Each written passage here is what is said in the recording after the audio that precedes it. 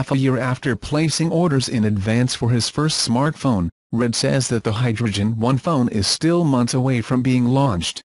But at least it has a timeline. The phone is supposed to go into mass production and then ship sometime this summer.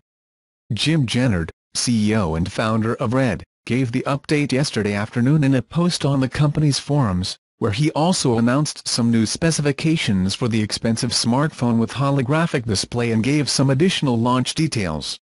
Red has apparently succeeded in getting cell phone operators to embark on the launch of the phone, a sadly difficult and meaningful feat for a telephone company for the first time, although Jannard did not provide details on which operators. Its publication in the forum is full of seemingly hyperbolic phrases, and when it comes to operators, that is no different. He says the support for the Hydrogen One is unprecedented and the best possible.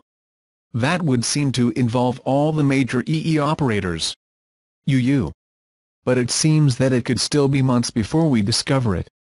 Jannard also says that Red will launch pre-ordered phones before operators' phones, since they will be unlocked and will not have to go through operator approval processes. It seems that it will still be this summer, but like most of the information here, it is not clear at all.